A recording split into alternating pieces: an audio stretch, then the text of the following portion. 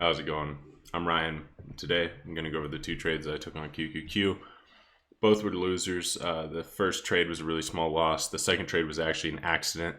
I bought the wrong contract, and once I realized what I did, I immediately sold and got out of that. Looking back, it would have been a huge win. But we'll jump into that in just a second. So on the daily time frame, you can see we put in that lower high, or that higher low, and continued our move up. So we had that big sell-off when the CPI came out, and we've recovered pretty well, not too far away from all-time highs again. A few of the things I was watching today is we had the pre-market high around 435, yesterday's high a day around 433.6, and the pre-market low around 433. There's some of these zones kind of correspond with those levels as well that I was watching. So right off the bat, QQQ is looking pretty weak. SPY was holding up a lot better while QQQ was breaking below yesterday's high a day. The one trade that I was looking at and just missed today that would have been a really nice trade was this retest here, breaking below this zone, showing some weakness on the 5-minute here as we try to push up into this zone and fail, get an ultimate third retest, and then continuation of that trend. You can also see we had a bit of like a bear flag here that broke on that. So that was a really nice trade, and I missed it. I was kind of watching, hesitated, didn't take it. It happened. And I think that led me to take this first trade of the day with not much confirmation at all. So I took puts here when we retested the pre-market low. It was a level that we kind of tried to hold for about 15 minutes in the morning. Broke below it. We got a push up, and as we were getting that push up, we had volume decreasing into this level.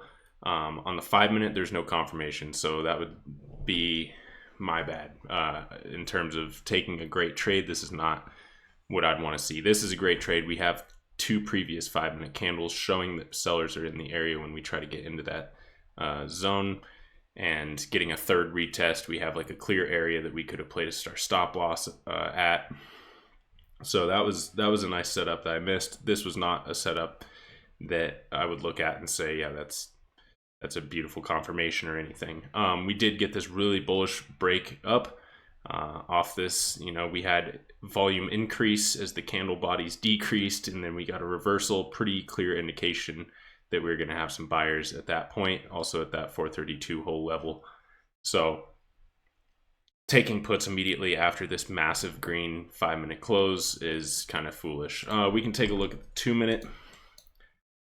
So what I was watching is on the 2-minute, we did get this rejection here. So you can see that volume increased, highest volume as we got up towards this level. I was watching this area because of this price action in here previously where we came down and held on before we broke below. So this was the first return to this previous low that we had and retest. We did get this 2-minute candle, albeit on quite a bit lower volume, where we tested that pre-market high and rejected. So as we came up and tested again, I got a single put here. I think it was a 433, so it was right at the money. I got out. I had a pretty tight stop. I think it was around 10% or so. So when we pushed up here on this wick, that stopped me out. Review on this, did not have the 5-minute confirmation. I would like to have some more confirmation on a higher time frame as well, similar to this in here, where you can see each time we try to push up in here, we're wicking down. We're not making any higher highs. We wick up into that area again. That would have been a nice spot.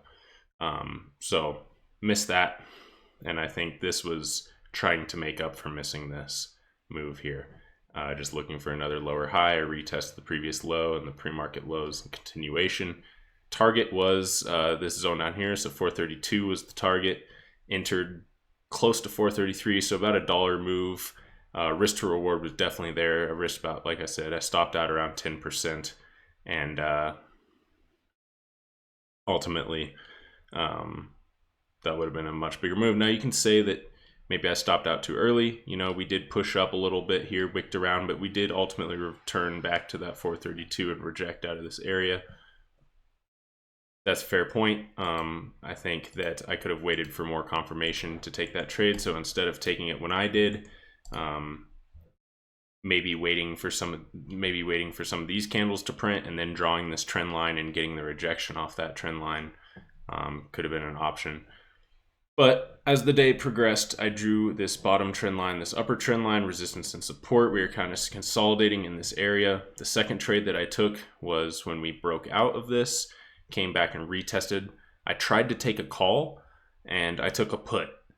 So I bought the wrong contract here. I was watching for a break either to the upside or the downside of this pattern.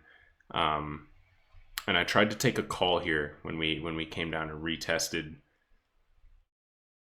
Like I said, I took a put, and when we were kind of forming these two dojis here, I just noticed that my premium was moving opposite to how I'd expect it. So as price was pushing up, my premium was going down. As price was pulling back, my premium was going up. And I realized that I'd bought the wrong contract. I'd bought a put, like I said. And so at that moment, I was down a couple dollars, and I just immediately market sold, got out of that position because it was not my intended trade. It was not what I was trying to do. And it was a mistake all around. So I really was not interested in holding that.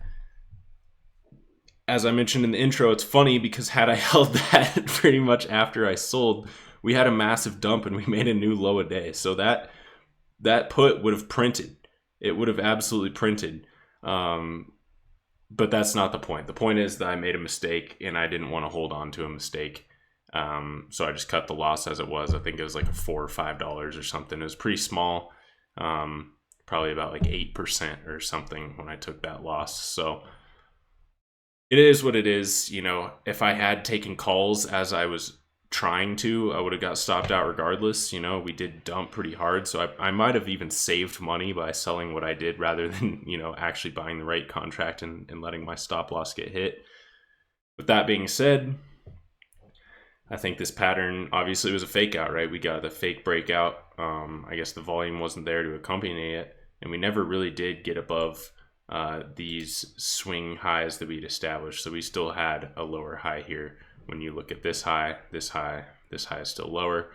And not really showing a lot of bullish momentum here, aside from the breakout. But that breakout was on pretty low volume on the corresponding candles, and then a big dump. So might have gotten saved by taking the wrong contract there, but those are the two trades I took on the day. Super small day today. I think that I've just been trying to sit and watch, understand, really just try to take good setups, which is funny because this setup here was not good.